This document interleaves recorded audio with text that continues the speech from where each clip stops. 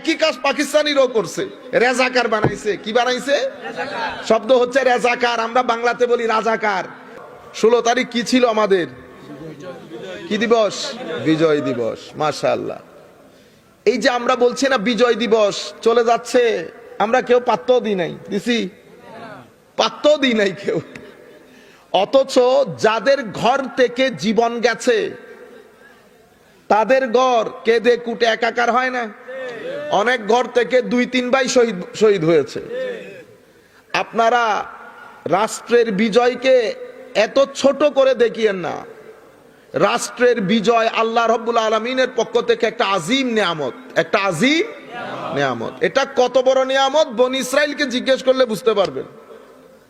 বনি ইসরাইলকে জিজ্ঞেস করলে বুঝতে পারবেন, কারণ ওদের মাথার উপর ফেরাউন চেপে বসেছিল। ফেরাউন সূরা কসসের আয়াতের একেবারে 1 থেকে 6 নম্বর পর্যন্ত আয়াত পড়লে আল্লাহ বিস্তারিত বলেছেন ফেরাউন কি কি কাজ করেছে। সেখানে ফেরাউন আসা মাত্রই ক্ষমতা পাওয়ার পরে মানুষের আর হুঁশ থাকে না। পাকিস্তানেরও হুঁশ হারা হয়ে গেছিল, পাকিস্তানিরও হুঁশ হারা হয়ে গেছিল, হুঁশ নাই। আল্লাহর দরবারে শুকরিয়া, আমরা কখনো ওই জাতির সাথে থাকতে পারতাম না, কারণ তারা জাতি হিসাবে অনেক বেশি হিংসুক, অনেক বেশি অহংকারী। তারা আমাদেরকে মানুষই মনে করে না। আজকে 2000 থেকে 2023 বছরের অভিজ্ঞতা পাকিস্তানিদের সাথে, এদেরকে মাথা থেকে পা পর্যন্ত যিনি, এরা কি জিনিস। এরা আমাদেরকে মানে বা বাঙ্গাল ও তারা একেবারে বড় আসমানের উপরে উঠে, বুঝছেন? এই করোনার আগে কথা বলতে বলতে তো পাকিস্তানি অ্যাম্বাসেডর তো কি বলে, কেন আপনারা বাংলা ভাষায় কথা বললে, আপনারা উর্দু ভাষায় কথা বললে অসুবিধা কি? আপনার সেন্টারের ভাষা দেখছেন কথা কি বলে, আপনার সেন্টারের ভাষা যেহেতু উর্দু, তো আপনি তো উর্দুতেই কথা বলবেন। আমি চুপ করে আছি। চুপ করে থাকার পরে সে মনে করছে কি, আমাদের এখানে একটা মেন্টালিটি আছে, মাইন্ডসেট, মৌলবি 2-1টা ইংরেজি বললে চুপ করে যাবে, বুঝছেন?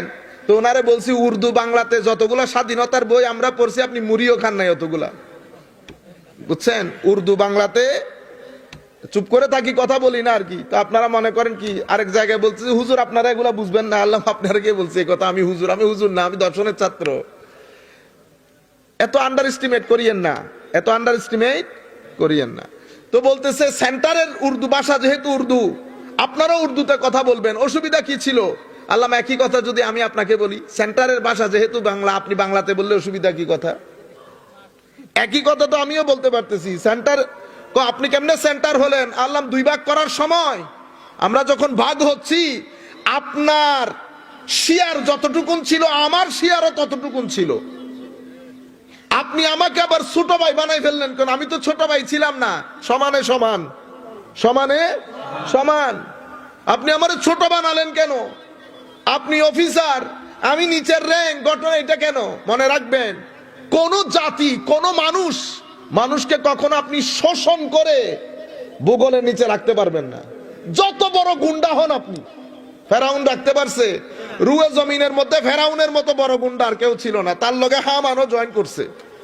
অর্থ এবং পাওয়ার দুইটা একসাথে, একসাথে যখন হয়েছে, সে বলেছে আনা রব্বুকুমুল আলা। বাদ দাও মুসার রব, আমার চেয়ে বড় কে আবার? আমার আল্লাহ কি করলেন? মানুষ সে জুলুম অত্যাচারের স্টিম রোলার শুরু করছে। কেন? কারণ এটা ডিকটেটরের একনায়ক তন্ত্রের বড় অস্ত্র হচ্ছে মানুষের উপর জুলুম করা। একজনের উপর জুলুম করবে, 10 জনের উপর ভীতির সঞ্চার করবে।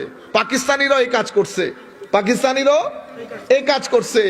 তো আমার আল্লাহ বলছেন, এই ফেরাউন তার জাতি থেকে 2-4 জনকে হায়ার করে ফ্যাসিলিটি দিয়ে বনি ইসরাইলকে 10 ভাগে ভাগ করছে। একই কাজ পাকিস্তানিরাও করছে, রেজাকার বানাইছে। কি বানাইছে?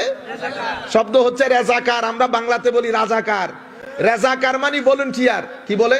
ভলেন্টিয়ার মানে আপনি আমার দেশে খেয়ে, আমার দেশের আলো বাতাসে বড় হয়ে আপনি আরেক দেশের জন্য কাজ করতেছেন। বুঝতে পেরেছেন? ফেরাউন একই কাজ করেছে, বিভিন্ন দলে উপদলে বিভক্ত করে ফেলেছে পুরা জাতিকে। পাকিস্তানিরাও চেষ্টা করেছে এখানে কিছু ব্যবহার করে জাতিকে দলে উপদলে বিভক্ত হয়ে করে ফেলতে। ধর্মের নাম দিয়ে আমাদের এখানে অনেক ভাই মনে করবে যে আমি কার কথা বলতেছি না, কার কথা কারো কথা বলতেছি না, আমরা কাউকে কেয়ারও করি না।